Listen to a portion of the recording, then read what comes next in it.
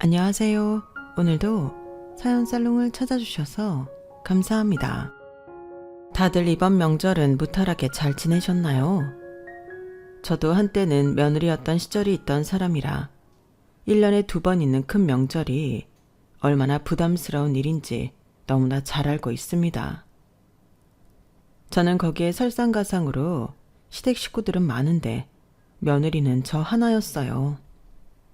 아니, 아들은 그렇게 귀하다고 하면서 그런 귀한 아들과 사는 며느리는 왜 귀한 대접을 받지 못하는 걸까요?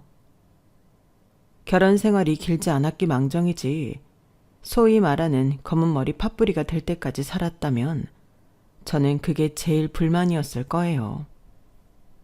그리고 그런 명절만 되면 자기 집에 가서 다른 가족들 보라고 허풍을 떨며 있는 척 없는 척하는 한심한 남자들이 꼭 있는데 애석하게도 제 전남편도 그런 사람 중에 하나였어요. 아니, 정말 잘난 구석이 있으면 말을 안 하겠는데 저보다 나이도 어리고 태생이 게으른 사람이 그런 구닥다리 마인드는 왜 갖고 있는 건지 모르겠는데요. 이쯤 되면 저 여자는 남자 보는 눈도 엄청 없네 라고 하실 테지만 맹세코 몰랐어요. 그걸 알고 결혼했다면 제 발등 찍은 거니 죽이 되든 밥이 되든 제가 참고 살아야 하겠지만 결혼에 별 뜻도 없던 사람한테 저 좋다고 쫓아다니며 저한테 잘 보이려 했던 사람은 남편이었거든요. 게다가 저는 결혼이 늦은 만큼 결혼보다는 일이 좋았던 사람이었는데 참고로 제 직업은 대기업 개발연구원이에요. 아시는 분은 아실 수도 있는데 직업 특성상 일은 많고 사람은 별로 없어서 특별한 일이 없다면 야근은 당연한 환경이죠. 물론 지금은 그때보다는 조금 나은 환경이 되었긴 했지만 농담 삼아 월요일에 출근하면 수요일에 퇴근하는 그런 시절을 살았어요. 아마도 일 욕심이 많고 하루라도 빨리 높은 위치로 가고 싶었던 제 마음도 한몫했을 텐데 그러니 연애는커녕 친구 만나는 일도 저에겐 힘들었네요. 그렇게 일에 치이며 30을 넘겼고 친구들은 하나둘 시집 장가를 갔어요. 그리고 저는 35을 넘겼는데 그때쯤 되니 저희 집에서도 제 결혼은 포기한 듯 보이더군요. 사실 어린 시절 부모님이 이혼한 후 저한테 크게 관심 있는 가족은 없었거든요.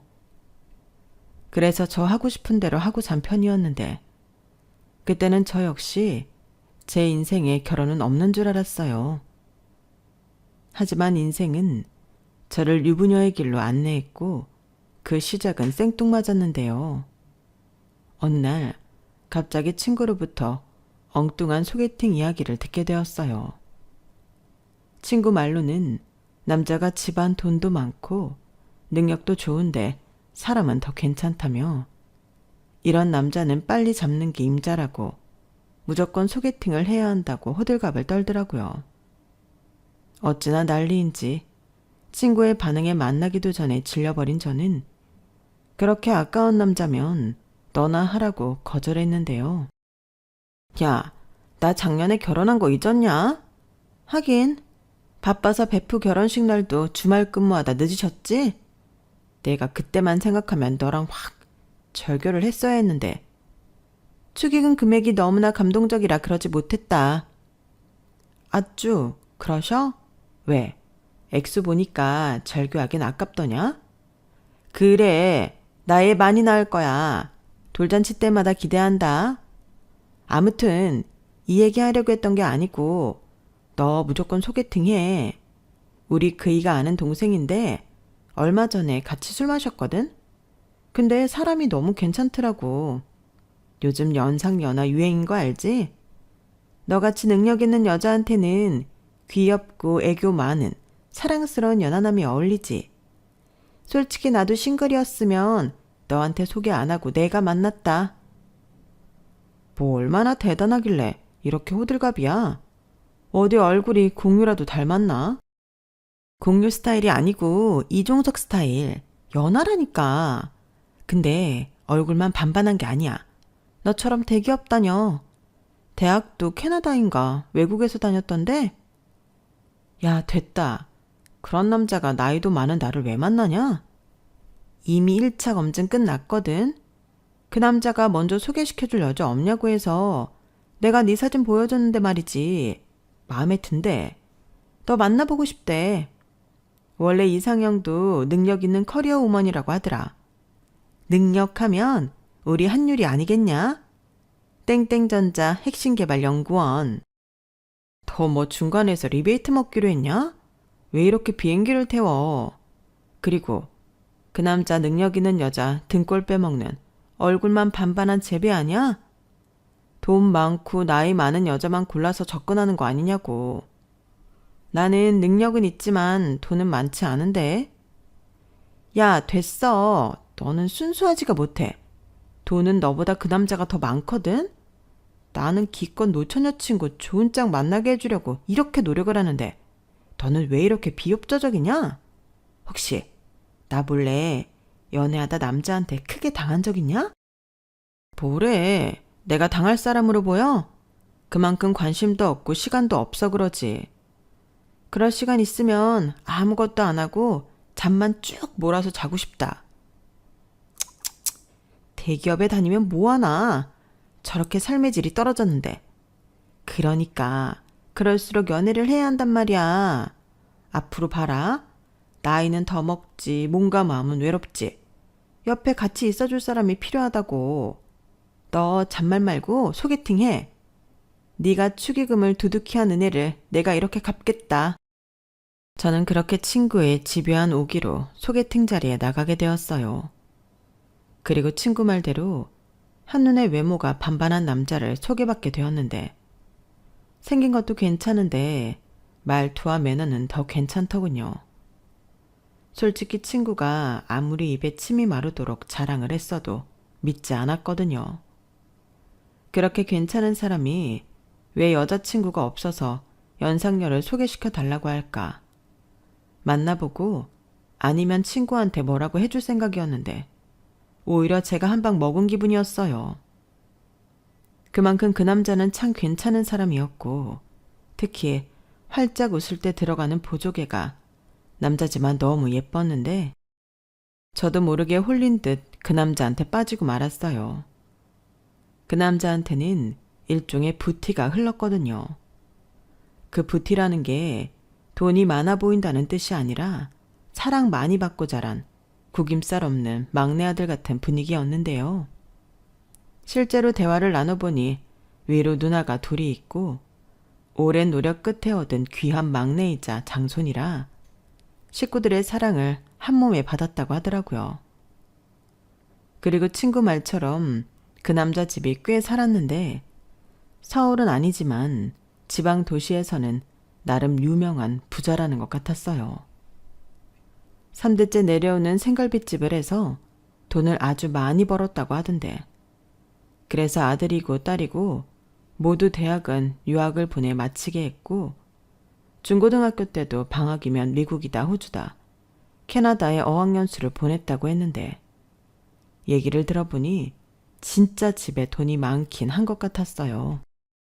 그리고 집에 돈도 많아 그런지 누나들도 시집을 잘 갔는데 모두 의학 박사, 집도 내놓으라고 할 정도로 잘 사는 집들과 사돈을 맺었다고 하더라고요. 솔직히 거기까지 이야기를 들었을 때는 이유 모를 주눅이 들었어요. 아직 정식으로 만나는 사이도 아니었는데 저는 이미 조건 미달처럼 느껴졌고 반면에 이 남자는 온 식구들이 자기를 왕자처럼 떠받들어 준다고 하는데 태어나 처음으로 자신이 없더군요. 물론 그때도 이 남자는 저에게 허풍 섞인 농담을 잘했는데 그때는 제가 순수한 건지 아니면 연애 경험이 없어서 감이 없던 건지 농담도 진담으로 알 때가 많았거든요. 진짜 잘난 사람이 잘난 척을 하는데 그냥 다 사실 같더라고요.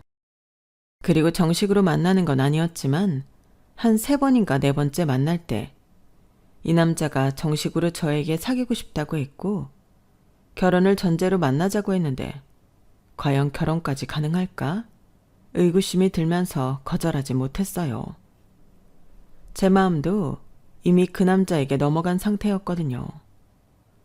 사실 저에겐 아픔이라면 아픔이 있었어요.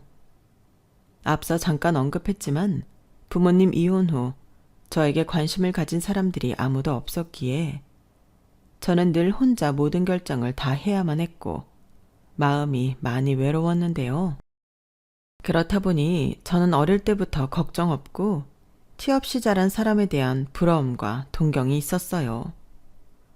소개팅을 주선해준 친구도 그런 유형의 사람이었는데 가족들 사랑을 듬뿍 받고 자라서인지 밝고 여유 있는 모습이 좋았거든요. 그런데 소개팅으로 만난 그 남자는 그 친구보다 더한 사람으로 저와 결혼까지 생각한다고 하니 설레었는데 친구 말처럼 저런 남자를 마다할 여자가 누가 있을까 싶었어요. 그렇게 그놈과 빌어먹을 연애를 시작했고 저에게 닥쳐올 미래도 모르고 세상에서 가장 좋은 걸 손에 넣은 사람처럼 의기양양했는데요. 그놈과 2년 조금 넘은 연애 기간을 함께하면서 내내 즐거웠네요. 같이 있으면 웃게 되고 별것도 아닌 일로 설레며 사랑을 키웠는데 그러니 이놈한테 그런 치명적인 문제가 있다는 걸 모르고 결혼까지 쭉 달리게 된 거예요. 그놈을 만나는 동안 저희는 정말 아무 문제 없었거든요. 다만 호의를 받고 배려를 받는 것이 너무 익숙해서인지 이 남자는 그게 고마운 거라는 건 잘 모르는 것 같았는데 그땐 그 심각성을 알지 못했어요. 왜 외동으로 자라면 이기적이라는 말이 있잖아요. 저는 그 남자의 그런 점도 딱 그 정도라고 생각했거든요. 그리고 연애하는 동안에는 서로 잘 보이고 잘해주려 노력했으니 더더욱 단점이나 문제점은 모르고 결혼 약속을 하게 되었는데 저희 집에서는 저한테 관심도 없고 포기했던 결혼이라 반대할 이유가 없어 아주 손쉽게 허락을 받을 수 있었어요. 거의 네가 알아서 해라 이 수준이었는데 솔직히 제가 살아온 환경이 이처럼 딱딱해 마음먹은 이상 결혼을 서두르고 싶더라고요. 그리고 이윽고 걱정이 많았던 시댁에 인사를 갔을 때는 혹여나 이혼 가정에서 자랐고 나이 많은 여자라 안 된다고 할까 겁이 나긴 했는데 다행히 그런 건 없더라고요.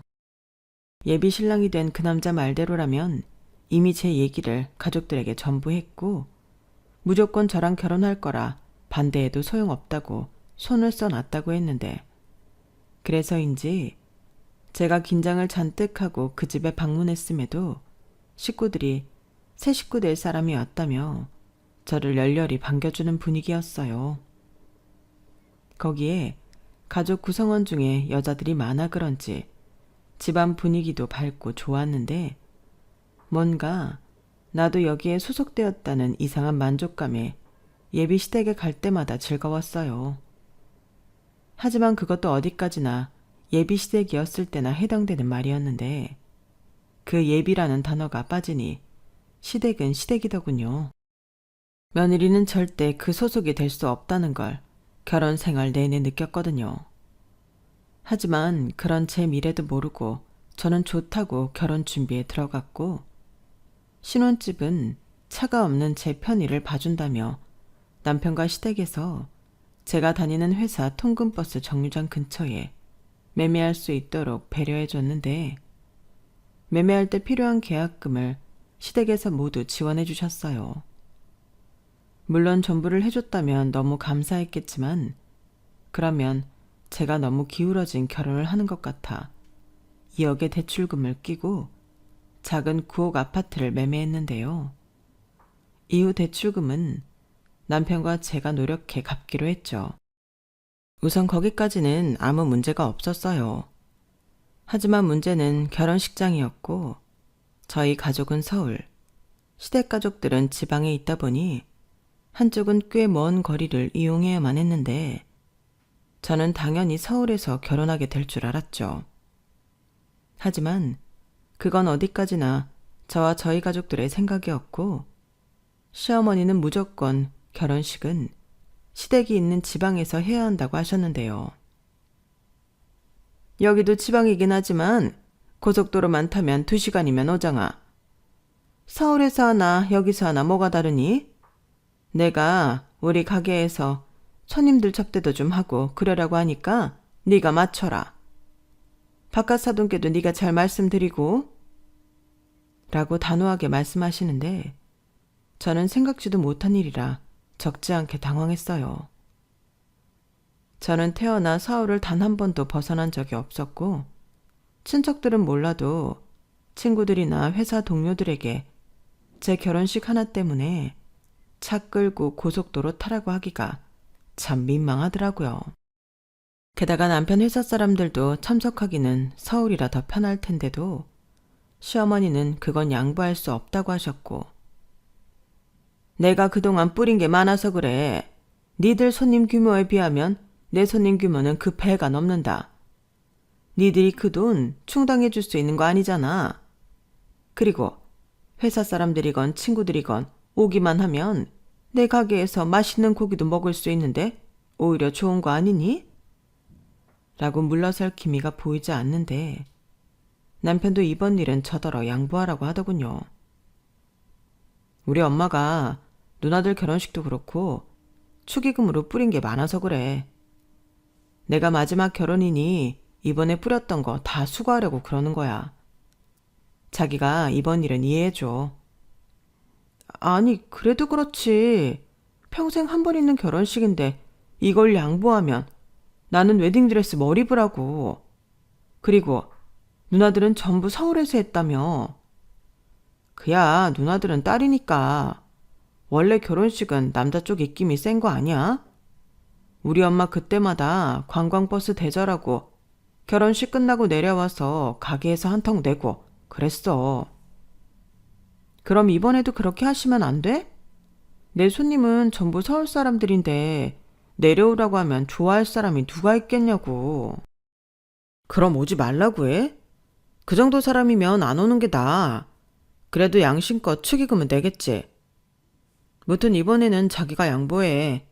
우리 엄마가 이번엔 아들 결혼이라고 양보할 생각이 전혀 없더라고. 괜히 결혼하기 전부터 우리 엄마한테 찍힐 이유 없잖아. 말끝마다 우리 엄마 우리 엄마. 자기 설마 마마보이는 아니지? 뭐? 사람을 뭘로 보고? 아니거든. 근데 이번만 자기가 양보해줘. 나는 내 와이프랑 아니 엄마랑 자기가 사이 좋게 지냈으면 좋겠어. 그게 다야. 자기 나 사랑하잖아. 남편은 그 뒤로 계속 저에게 조르고 애교를 부리며 결혼식을 자기 엄마 뜻대로 해주자고 설득했어요. 대신 웨딩드레스는 촌스럽지 않은 걸로 마음에 드는 걸 고르면 그게 얼마이건 사주겠다고 했는데 그땐 솔직히 흔들렸어요. 대한민국에 웨딩드레스를 사서 결혼하는 여자는 많이 없잖아요. 하지만 마음에 드는 드레스는 1, 2천은 우스웠고 저걸 어디 가서 또 입을 것도 아닌데 그렇게 큰 돈을 주고 산다는 것이 돈지랄 같았는데 남편도 그 정도 할 줄 몰랐는지 웨딩드레스 가격을 보고 아무 말도 못 하더라고요. 그래서 드레스는 사지 않고 마음만 받기로 했는데 그렇다고 이미 계약한 결혼식장을 취소할 순 없어 최대한 저희 측을 배려해준다는 조건으로 저는 지방에서 결혼식을 올렸어요. 그런데요, 시어머니 말로는 최신 건물이라고 하던데 무슨 옛날 궁전 같은 곳에서 결혼식을 올렸다니까요. 덕분에 친한 회사 동료와 친구들에게 내내 아방궁의 공주였다는 등 놀림을 받긴 했지만 그것 말고는 제가 원하는 대로 혼수와 신혼여행을 결정할 수 있었기에 누가 더 손해랄 것도 없이 그 부분은 일단락이 되었죠. 저는 그렇게 아무런 문제 없이 행복하게만 살 줄 알았어요. 하지만 문제는 그 다음부터 시작되었고 결혼하고 4개월 정도가 지났을까? 남편이 회사 생활이 너무 힘들어 퇴사하고 싶다고 했는데 저는 깜짝 놀라 무조건 안 된다고 설득했죠. 자기야, 회사 생활이라는 게 원래 호락호락하지 않는 거잖아. 내내 잘 다녀놓고 왜 이제 와서 그래? 조금만 참으면. 내가 더는 못 참겠어서 그래.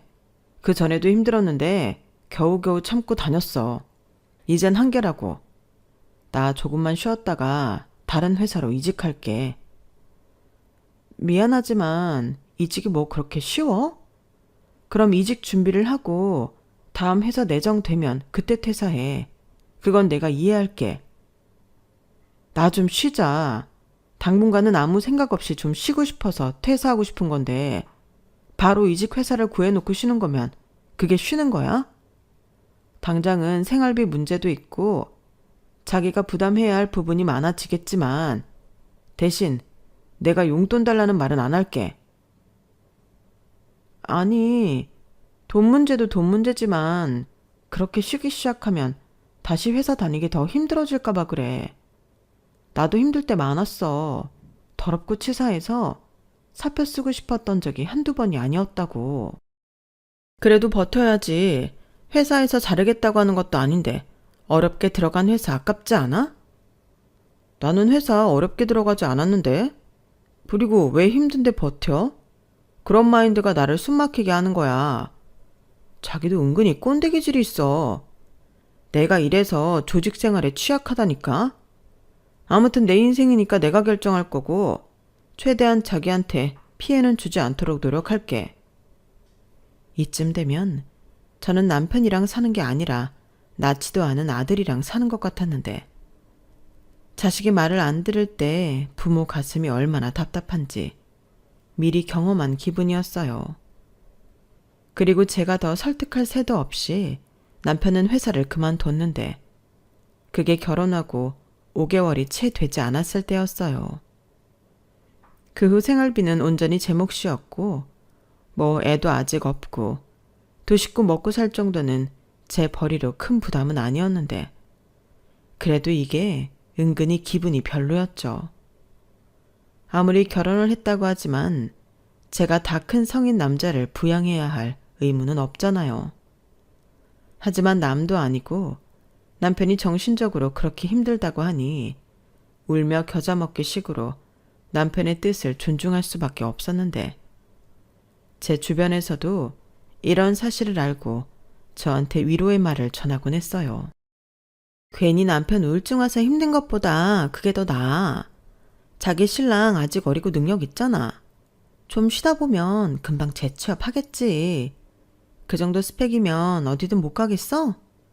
라고 하는데 그래도 저게 말뿐이긴 하지만 저에겐 위안이 되더라고요.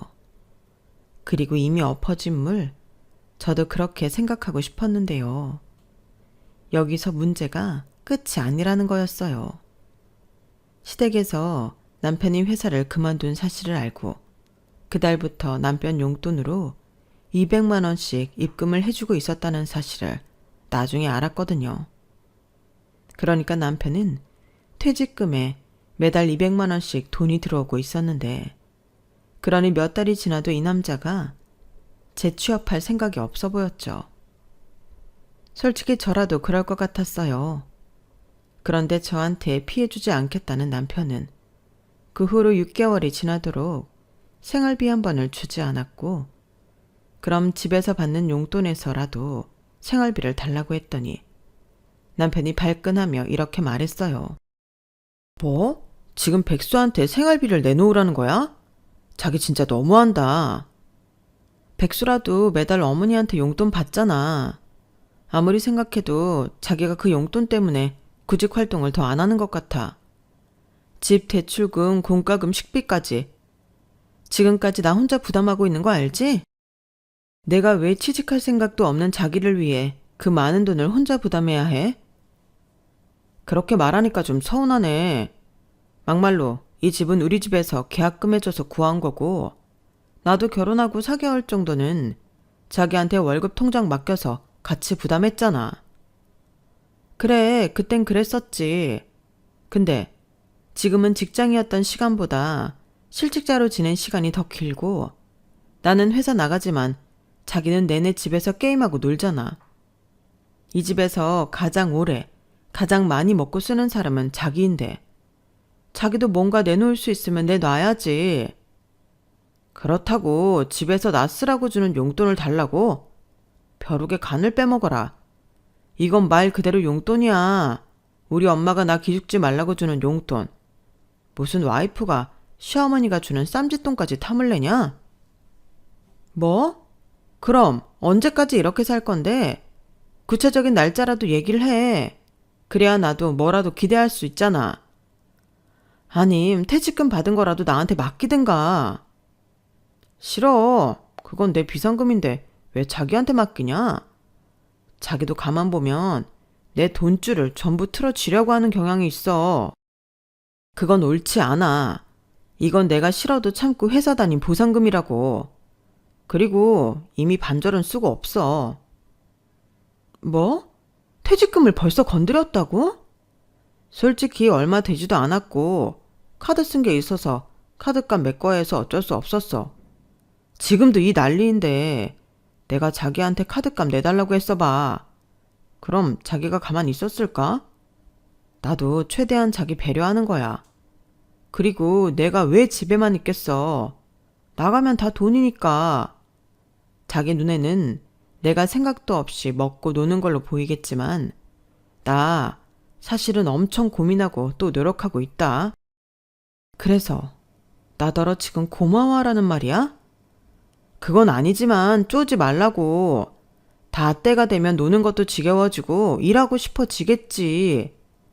내가 또 하겠다고 마음 먹으면 하는 사람이라 취직은 문제 없다니까. 남편은 어디서 나오는 자신감인지 백수 주제에 매사가 자신만만했어요. 그리고 시댁 행사가 있어 시댁에 나가려면 시어머니도 저에게 남편 일 안 한다고 뭐라고 하지 말라며 당부하셨는데요. 저런 엄마가 있으니 그 아들이 오죽할까 싶었어요. 남편 기죽이지 말아라. 내가 너 생각해서 우리 아들한테 용돈 보내주고 있는 거야. 걔는 어릴 때부터 지 마음이 가야 움직이는 애였어. 그래도 결국엔 다 알아서 하니까 옆에서 바가지 긁지 말어. 나는 네가 내 귀한 아들 긁는 꼴은 못 본다. 시어머니는 정확히 저렇게 말씀하시면서 아들한테 용돈 주는 이유는 저 때문이라고 하셨어요. 하지만 제 입장은 그 용돈 때문에 남편이 더 일을 하지 않는 것 같았고 정말로 그런 마음이셨다면 그 돈을 애당초 저한테 주셨어야 하지 않나 생각했는데 그 말까지는 하고 싶지 않았어요. 제가 시어머니 돈까지 탐을 내는 것 같아 싫었거든요. 그리고 어디까지나 저는 돈도 돈이지만 나이도 어린 남편이 일도 하지 않고 놀고 있다는 게 저에겐 더 스트레스였는데 그걸 아무리 얘기해도 남편은 들어먹을 생각도 하지 않았어요. 그러다 진짜 가지가지 한다고 남편이 나중엔 사업을 하겠다며 더 엇나가기 시작했는데 남편이 하는 일이 모두 철없는 애가 헛소리하는 것처럼 들리더군요. 하지만 그때까지도 남편과 헤어지고 싶은 마음은 1도 없었어요. 솔직히 그 부분만 아니면 남편과는 아무 문제가 없었거든요. 남편은 여전히 자상했고 또 유머러스하며 같이 있으면 즐거웠는데 내가 정말 때 묻은 꼰대고 속물이라 그런 건지 남편이 그만 놀고 취직을 했으면 좋겠다고 생각했어요. 하지만 아들 다루듯 구슬리면서 남편 마음을 돌리는 시간이 많이 걸렸는데 그렇게 6개월이 지나 1년을 채우더군요. 그때 명절을 2번 겪었는데 당신 아들이 백수에 놀고 먹는 걸 아시면서도 그 집에선 귀한 어화둥둥 막내 아들이었어요. 그에 반면 저는 무수리 같은 며느리였는데 시어머니가 명절 전날까지 장사를 하셨기 때문에 모든 일이 제 차지가 되었죠. 아니, 며느리 없을 때는 어떻게 했던 건지 정말 도와주는 이가 하나도 없었어요. 그런데 시어머니는 올해는 너도 있고 우리도 제대로 명절 음식 처형만 해서 차례상 올리자. 조상님들 대견해 하실 거야. 라며 장만 한가득 봐서 음식 리스트만 뽑아 보내셨어요. 나이도 그만큼 먹었으면 이 정도는 할 수 있지? 뭐 할 줄 몰라도 요즘은 인터넷 찾으면 다 나오잖아. 우리 똑똑한 며느리는 잘 할 거라 믿고 나는 장사 갔다 온다. 수고해라.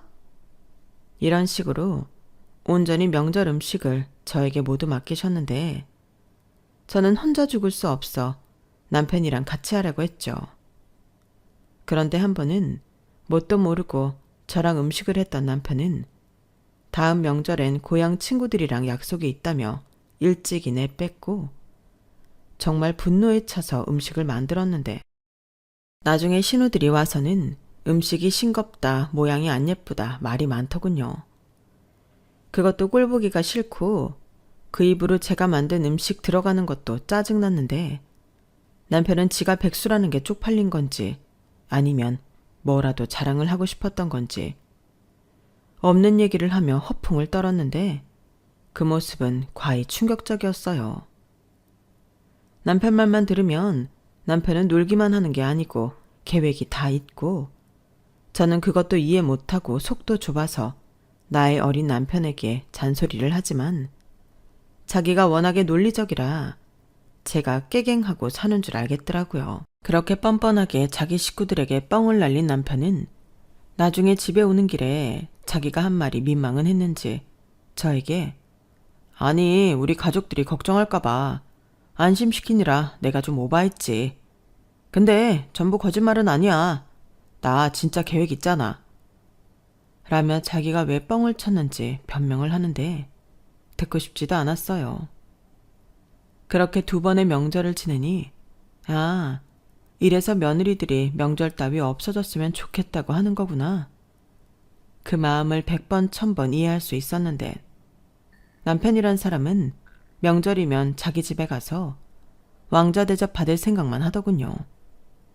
그리고 시아버님은 결혼 전부터 느낀 건데 별로 존재감이 없었는데 큰 신우 말에 의하면 시어머니가 지금의 가게를 물려받기 전까지는 그 기세가 무서웠다고 하더라고요. 하지만 시어머니가 본격적으로 가게 주인이 되고 식당이 그 전보다 훨씬 더 잘 되고 나서부터는 입김으로는 시어머니를 이길 수 없게 되었는데 그 후로는 모든 결정권과 키를 시어머니가 쥐고 흔들었다고 했어요. 그러니 제 입장에선 제 편도 아니었고 저는 철저히 혼자 외롭게 명절 연휴를 보냈는데 제가 이상한 건지 명절이라고 친정에 가고 싶은 마음도 없었어요. 전만 빼면 단란하기 그지없던 시댁 분위기와 상반되게 저희 친정은 명절 분위기라고는 찾아볼 수 없었거든요. 그건 제가 어릴 때부터 쭉 그랬어요. 그래서 그냥 저희 집에 가서 저녁만 같이 먹고 집에 와서 쉬곤 했는데 남편이 쉬고 있는 저에게 그러더군요. 이렇게 친정은 밥만 먹고 오는 거면 명절은 앞으로 자기 집에서 쭉 있다가 누나들이랑 같이 마지막 날 같이 올라오자고요. 뭐? 그럼 나더러 시댁에서 명절 연휴를 다 보내란 말이야? 왜? 자기는 장인어른이랑 별로 안 친하잖아. 그리고 다들 왔는데 우리만 먼저 나오는 것도 좀 아쉽고. 아쉬운 건 당신이겠지. 난 하나도 안 아쉽거든. 그리고 자기는 자기 집에 가면 하는 일도 없지만 나는 엉덩이 붙일 새도 없이 일만 해야 해. 거기에 잠자리는 뭐 편한 줄 알아? 저는 남편의 말에 발끈해서 한껏 화를 냈어요. 저렇게 자기 집이 좋으면 차라리 명절은 각자 알아서 보내자고 할 것이지. 왜 나를 거기에 끌어들이나 짜증이 났거든요. 그렇게 명절이라면 지긋지긋하다는 큰 깨달음을 겪으며 저도 여느 유부녀와 다르지 않은 삶을 살았는데 여전히 문제는 남편이 취직할 생각도 없이 놀고 먹는다는 거였죠. 그리고 제가 바쁘고 힘들어 집에 와서도 일을 하는 날이 많았는데 옆에서 측은하게 보지 못할 망정 남편은 제가 일하는 유세를 떤다고 생각했어요. 그 말을 들었을 때는 내가 지금 무슨 말을 들었나 어안이 벙벙 하더라고요. 지금 뭐라고 했어? 유세? 일하는 걸 왜 유세를 떨어? 아니, 회사에서도 할 수 있는 일을 뭐하러 집에까지 와서 하는 건데 나 보라고 그러는 거 아니야? 왜? 자기가 그렇게 프로페셔널한 모습을 보이면 내가 자극받아서 취직할 것 같아서 그래? 꿈 깨. 나는 이제 불합리한 수직관계가 있는 직장 생활은 안 할 거야. 4차 산업에 맞춰서 나는 사업할 거야. 아, 그러셔.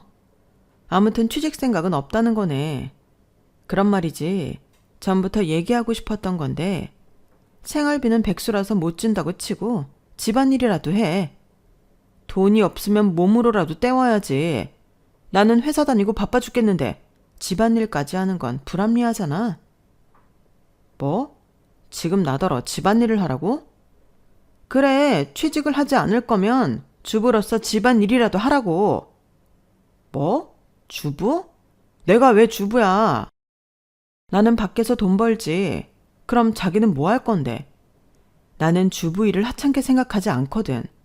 그러니까 밖에 나가 일할 생각 없으면 살림이라도 하라고. 아까 내 말 못 들었어? 나 사업할 거라고. 4차 산업. 알겠으니까 그 4차 산업 사업하기 전까진 집안일 하라고.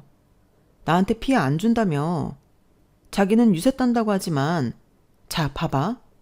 나는 집에 와서까지도 쉬지 못하고 일하는데 집안일까지 어떻게 해? 적어도 내가 마음 편하게 일할 수 있도록 배려 부탁해. 아니지. 나는 집안일 따윈 할 줄도 모르고 하고 싶지도 않아. 내가 왜 그런 하찮은 일을 해야 해? 그냥 지금처럼 해. 내가 자기한테 집안일 가지고 뭐라고 하지 않잖아. 하찮다고? 나는 집안일 하찮다 생각하지 않는데 자기는 그렇구나. 그래서 집안일도 안 하고 아무것도 안 하는 거구나. 어릴 때 일하지 않은 자 먹지도 마라. 이런 말 못 들었나 봐? 못 들었어. 지금 시대가 어떤 시대인데 그런 말을 해? 그런 말 하니까 자기 엄청 늑다리 같다. 그리고 난 일하지 않아도 돈은 따박따박 들어와. 용돈. 저는 남편의 깐족거림에 두 주먹을 불끈 쥐었어요. 결혼 전에는 해맑아서 좋았는데 결혼하고 난 뒤로는 그 해맑음이 사람 염장을 지르더라고요. 그리고 무슨 열등감의 시작인지 제가 바빠서 밥도 잘 못 먹고 아파도 병원에 갈 시간이 없어 끙끙 앓고 있으면 걱정은커녕 왜 그렇게 미련하게 사냐며 난데없이 저희 집에 대한 얘기를 함부로 하기 시작했는데요. 이게 다 어릴 때 어떤 가정 환경에서 자랐는지가 다 티가 나는 거야. 우리 집에서는 아프면 학교든 뭐든 쉬라고 했어. 무슨 부귀영화를 누리겠다고 몸 망가뜨리면서 일을 하냐? 내가 가끔 생각해보면 그게 나랑 자기의 차이인 것 같아. 난 힘들고 괴로운 환경에 나를 두지 않는데 자기는 스스로한테 잔인할 정도로 가혹해. 그게 무슨 소리야? 자기 말대로면 내가 가정 환경이 불우해서 이렇게 악착같이 산다는 거야, 뭐야? 우와, 대박. 자기가 머리가 좋긴 하구나. 말귀를 제대로 알아듣네. 야, 너 말 다 했어? 난 네가 그렇게 생각하는 것처럼 불우하게 살지 않았거든. 에이, 내가 다 봤는데 거짓말은. 그리고 서방한테 야가 뭐냐? 이것 봐. 바로 욱하고 발끈하는 것도 다 가정 환경 영향이 있는 거야. 더 정말 내 손이 뒤지고 싶냐?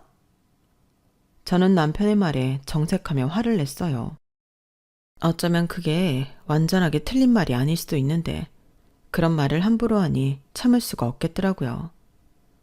그래서 그날은 여보 당신이 아닌 누나 동생으로 제대로 한판 붙었는데 남편은 처음부터 끝까지 제가 부모 사랑을 받지 못해서 분노 조절도 못한다는 등 선을 넘어도 한참 넘었어요. 그래서 그 일로 저는 빈정이 심하게 상해버렸고 남편을 지나가는 똥개 보듯 무시했는데 저는 어차피 바쁜 사람이라 남편을 신경 쓰는 게 일이지 무시하는 건 일도 아니었어요.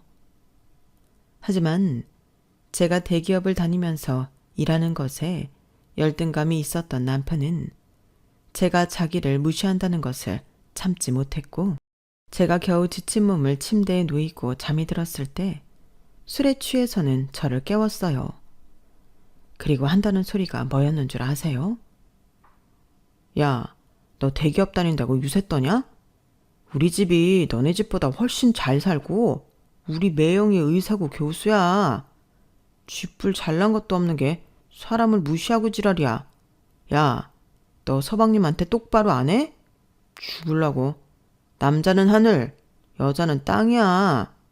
너, 내가 사업해서 너보다 돈 더 많이 벌면 그땐 어쩌려고 그러냐?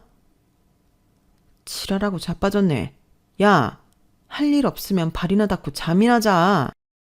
왜 힘들게 일하고 온 사람 잠도 못 자게 건드리는데? 이것 봐. 또 일한다고 유세 떨지. 너는 내가 만만하냐? 그래, 너 같으면 백수가 무섭겠냐? 그리고 유세 떠냐고 그만 얘기할래? 하늘이고 땅 좋아하네. 넌 그냥 노는 게 좋은 뽀로로야, 이 펭귄 새끼야. 그리고 네 매형이 의사고 교수면 뭐? 그게 너랑 무슨 상관인데? 네가 의사고 교수야? 생각하는 것도 꼭 7세 수준이네. 너 유학 가서도 공부 안 하고 놀기만 했지? 아니, 애당초 여기서 대학 못 갈 것 같으니까 돈 주고 학교 들어간 거 아니야? 뭐? 너 말 다 했어? 남편은 제 말에 더 열받았는지 귀청이 떨어지도록 소리를 빽 질렀어요. 그만큼 열등감이 장난이 아니었는데 그렇게 능력이 좋으면 차라리 보란듯이 취직을 하던지 사업을 하던지 할 것이지. 왜 저러는지 이해할 수가 없었어요. 그리고 그쯤 되니 신혼이고 나발이고 이렇게 사는 게 맞는 건가 심각한 고민을 하게 되었는데요. 적어도 제가 그리던 결혼 생활은 이런 게 아니었거든요. 그리고 남편이 때를 쓰는 것을 보아 이게 심해지면 심해졌지 나아지지 않을 것 같다는 예감이 들었는데요. 시간이 지날수록 제 예감은 적중해 갔어요. 아니, 남편이라는 작자가 어떻게 하면 저한테 엿을 먹일까 그 궁리만 했는데 남동생도 아니고 저걸 정말 제대로 혼쭐을 내줘야 하나 싶더라고요. 그러다 또 싫은 명절이 다가왔어요. 남편과 사이가 좋아도 싫을 명절인데 남편과 내내 사이가 나쁜 그땐 정말 가기 싫더라고요. 그리고 가봤자 시어머니는 가게 나가시고 남편은 또 밖으로 톡길 것이 분명했는데 가지 말까도 심각하게 고민했지만 그냥 날이 날이니만큼 가기로 했어요. 남편한테 어떤 빌미도 제공해주고 싶지 않았고 기회를 봐서 남편의 저런 못난 구석과 찌질함을 시댁 식구들한테 얘기해 그 믿는 용돈이라도 없애볼까 싶었는데요. 제가 방심했을까요? 선수를 뺏기고 말았어요. 제가 대충 음식 중 잡만 하고 그날 식구들 모였을 때 이야기를 할 생각이었는데 이 인간이 제가 음식을 하고 있는 그 바쁜 와중에 식구들을 불러 모아놓고 핵폭탄을 날리더라고요. 참고로 저희 신우들은 일부러 그런 건지 모두 차례를 지내지 않는 집에 시집을 갔는데 그래서 연휴 첫날 저녁부터 시댁에 와 있었어요. 그러니 그날 저녁부터 온 가족이 모두 모여 있었는데 식당 일을 서둘러 마무리하고 시어머니가 들어오시다 남편이 깨발랄 애교를 부리며 이렇게 말하는 소리가 들렸어요. 엄마, 맨날 힘들게 고생만 해서 어떡해? 이 와중에 차례도 준비해야 하고 우리 엄마 진짜 힘들지? 누나들도 다 서울 사는데 여기까지 내려오느라 고생하고. 얘가 왜 이래? 그래도 알아주니 고맙다. 역시 나밖에 없지. 그리고 내가 진짜 고민에 고민을 거듭했는데 우리 이제 내년부터는 차례랑 제사 모두 서울 내 집에서 하자.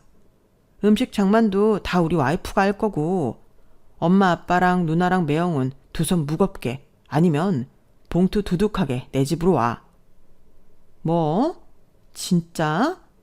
나야 그럼 너무 좋지. 서울에서 여기까지 맨날 차 막히는데. 정말 그래도 돼? 그럼 니네 집에서 자고 간다. 옳게도 다 합의된 거지? 그럼 남편이 하자고 하는데 자기가 어떻게 토를 달아? 우리 집은 내 말이 법이야. 저 말을 듣는데 저는 가만 이성의 끈이 뚝 끊어지는 것 같았어요. 그래서 조용히 일어나 앞치마를 벗었고 남편한테 여기로 오라고 손가락질을 했는데 남편은 희죽희죽 웃으며 오지 않더라고요. 오히려 왜? 자기가 말할 건데 내가 해버려서 서운해? 그럼 자기도 여기 와서 말해. 내년부터 명절 제사 다 우리 서울집에서 하자고. 자기 바쁘다고 제사는 다 빠지고 따로 국밥이잖아. 자기도 내심 신경 쓰였지. 그니까 싹 다 우리 집에서 하면 그럴 일도 없잖아. 제사 준비도 알아서 할 수 있고. 그치 자기야? 라며 끝까지 저를 자극했는데 자기는 무슨. 저는 그 순간에 더는 니네 자기는 못 해먹겠다고 생각했어요. 자기 식구들한테나 귀염둥이 막내둥이지. 저한테는 죽이고 싶은 남의 편일 뿐이었으니까요.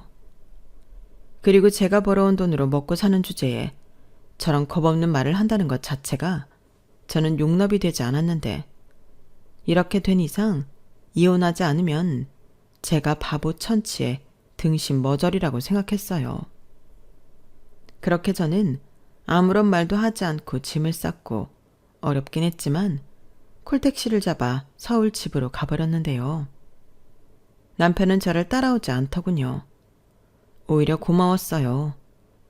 그래서 바로 집에서 제 짐만 대충 쌌고 친정 아빠 집으로 향했는데요. 나중에 남편이 뭐라고 한 줄 아세요?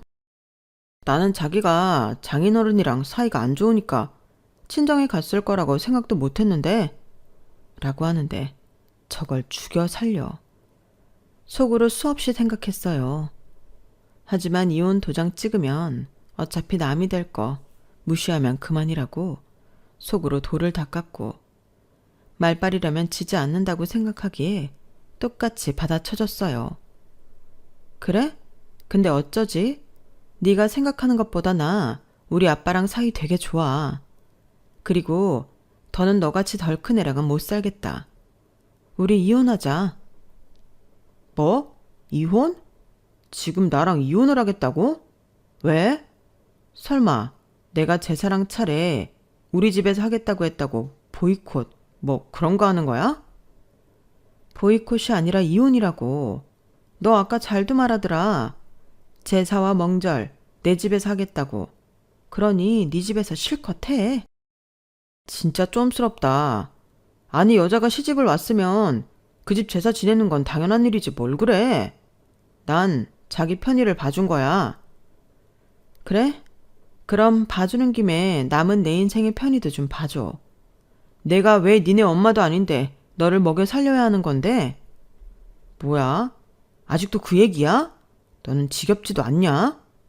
너 같은 소리 하네. 내가 너보다 3살이나 많아. 어디서 누나한테 너래? 너 같은 덜 자란 애는 평생 결혼하지 말고 니네 엄마 용돈이나 받고 엄마 하고 살아. 괜히 엄한 남의 집 딸 데려다 고생시키지 말고. 너 누나 말 무슨 뜻인지 아니? 넌 누나가 둘이나 있는데 이런 거 가르쳐주는 누나는 없었어? 남편은 제 말이 딱 지 수준에 맞게 전달이 되었는지 전에 없이 불같이 화를 냈어요.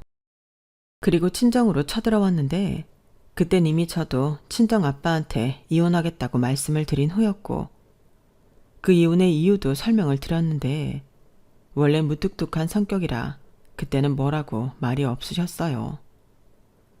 그런데 막상 문제의 사위가 저와 단판을 짓겠다며 쳐들어오자 저희 아빠가 취미로 하고 있는 야구 배트를 들고 현관문을 여셨는데 몽둥이가 무섭긴 했는지 바로 주랭랑을 치더라고요. 그런데 저희 아빠가 달리기도 엄청 빠르거든요. 저희 아빠는 도망가는 그놈을 야구 배트를 들고 쫓아가셨어요. 그리고 다시 집으로 돌아온 아빠의 얼굴은 터질 듯이 시뻘개지셨는데 그날 이후 남편은 저한테 연락도 하지 않고 찾아오지도 않았죠. 하지만 저는 이혼을 해야 했기에 그놈을 싫어도 한 번을 만났어야 했는데 그래서 딱 그 수준에 맞춰서 구청에 있는 동네에 외식을 하자고 꼬셨어요. 보통의 성인 남자면 그깟 걸로 넘어오지 않을 것 같았는데 그 와중에 외식이라는 말에 꽂혀서 좋다며 뭐 먹을 거냐고 지는 돈가스가 먹고 싶다고 답장을 보내었더라고요. 정말 그 답장이 기가 막혀서 웃음이 나왔어요. 그리고 사실 저는 집을 나올 때 이혼할 생각이 있었기 때문에 남편 도장까지 챙겨서 나왔는데 신분증이야 지갑에 늘상 가지고 다닐 테고 구청에만 끌고 가면 끝날 일이었죠. 그래서 남편이 좋아하는 돈가스 사서 먹이고 저는 커피 한잔 하자고 구청으로 데리고 갔어요.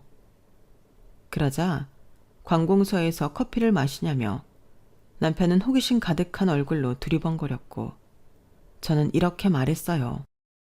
이혼 서류 쓰고 도장 찍은 후 자판기 커피 사이좋게 뽑아 먹고 헤어지자고요. 그러자 사태 파악이 됐는지 사람을 꼬드겨 어떻게 여기 데려올 수 있냐며 난리를 쳤는데 마치 그 모습이 포경수술인 줄 모르고 쫄래쫄래 쫓아온 어린 애 같더군요. 그 모습은 더 이상 설레지 않았어요. 아이처럼 해맑다고 생각한 제 눈도 정상으로 돌아와 그 꼬라지가 창피하게만 느껴졌는데 그때부턴 이혼하기 싫다고 생떼를 쓰더라고요. 그리고는 자기는 이혼하고 싶지 않다며 고칠 점이 있으면 알려달라고 하는데 제가 그동안 얘기한 것들은 뭐였나. 또 주먹이 불끈 쥐어졌어요. 하지만 장소가 장소인 만큼 꾹 참았는데 왜 이혼당하는지 모르겠냐고 그걸 모르는 게 바로 네 문제라고 친절하게 알려줬는데 남편은 아이처럼 이혼하기 싫다고 울었어요. 정말 그 모습에 등짝이라도 후려치고 싶었는데 마지막이라고 생각하고 저는 진지하게 말했어요. 내가 생각한 결혼 생활은 이런 게 아니었고 더는 남자로서 매력도 못 느낄 뿐더러 이렇게는 못 산다고. 한 달 내로 취직을 하든 아니면 이혼 서류에 도장을 찍든 둘 중에 하나를 하라고 시켰는데 그때도 속으로는 엄청 떨렸어요. 그래서 한 달 내로 취직하지 못하면 집 명의를 넘겨달라고 했는데요. 사실 집이 욕심이 난 게 아니라 이 인간이 건성으로 약속을 할까 그게 무서워서 조건을 달았네요. 그리고 그 순간에는 나름 머리를 굴려보긴 한 건지 이혼을 하겠다고 했는데요. 어이가 없더군요. 그러니까 애당초 취직할 생각은 계속 없었다는 거잖아요. 그렇게 저는 손수 그 인간을 끌고 가 이혼 서류에 도장을 찍을 수 있었습니다. 대한민국에 저처럼 이혼한 여자가 또 있을까요? 그렇게 짧고 굵게 저는 이혼녀가 되었어요. 그리고 소개팅을 주선한 친구를 불러내 가장 먼저 이혼 사실을 알렸는데요. 친구는 제 얘기를 듣고 자기는 몰랐다며 오도방정을 떨었어요. 마음 같아서는 저딴 폭탄을 저한테 던진 친구와도 절규하고 싶은 마음이었는데 친구도 모르고 그랬다고 하니 일단은 넘어가기로 했네요. 대신 중간에 말아먹은 내 인생은 두고두고 보상하라고 일러두고 저는 깔끔하게 제 노선 찾아 일상으로 돌아왔는데요. 제가 그동안 남편 대신 납부한 대출금 있잖아요. 그건 전부 돌려받기로 했어요. 처음엔 너도 거기 살았으니 일부만 받으라고 남편과 시부모님이 버텼지만 그동안 생활비도 없이 제가 번 돈으로 먹고 산 남편의 생활비야 정신적 스트레스까지 줬으니 위자료 계산까지 하겠다고 하니 그 돈은 다 돌려주겠다고 하더라고요. 그렇게 저는 받을 거 받고 깔끔하게 정리했습니다. 그리고 친정집에 잠시 머물다 혼자 살 오피스텔을 얻어 다시 싱글라이프를 즐기고 있는데 그때 아빠가 저한테 그러셨어요. 아빠가 표현은 잘 못하지만 늘 너를 걱정하고 생각한다. 힘들면 언제든지 의지하고 도움 필요하면 언제든 얘기해. 어릴 때부터 뭐든 혼자 잘하는 너라 아빠가 나설 기회가 없었지만 아빠는 늘 네 곁에 있었어. 그러니까 조바심 내지 말고 네가 원하는 대로 살아. 누가 뭐라고 하든 너만 행복하면 아빠도 좋다. 저 말을 제가 오피스텔 이사하기 하루 전에 말씀하셨는데 밤새 얼마나 울었는지 모릅니다. 늘 혼자라고 생각했는데 그 옆에 늘 아빠가 있었다는 걸 너무 늦게 안 것 같아 죄송했어요. 그리고 그런 아빠를 위해서라도 이혼 후 제 인생은 무조건 행복해야겠다고 생각했는데요. 앞으로 남은 인생이 구말리인 저이기에 앞으로의 삶은 일도 열심히 제 자신도 열심히 돌보며 살아갈 계획입니다. 뭐가 됐든 그 인간보다는 잘 살아야 성에 찰 것 같거든요. 그리고 끝으로 저희 시어머니 같은 분들에게 당부하고 싶은 말이 있는데요.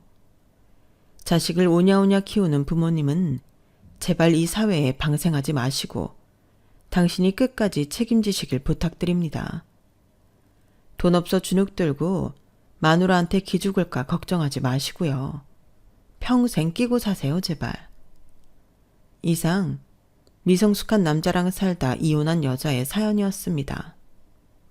그나마 다행이라면 제가 오래 참고 살진 않았다는 거예요.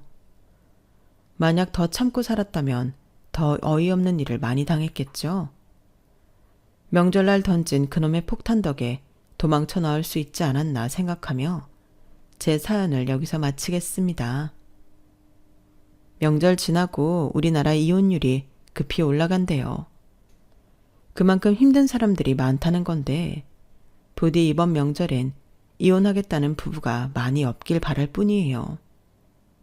거기에 아울러 이제 우리의 명절 문화도 바뀌었으면 좋겠다고 생각하는데 일하는 사람 따로 있고 즐기는 사람 따로 있는 불공평한 날이 아닌 가족 모두가 즐거웠길 바라는 마음입니다.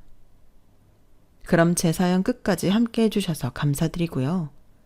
늘 건강하시고 앞으로의 모든 날이 행복하시길 진심으로 바라겠습니다.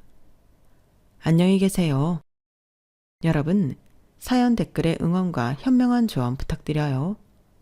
좋아요와 구독은 저에게 큰 힘이 됩니다. 오늘도 좋은 일 가득하세요.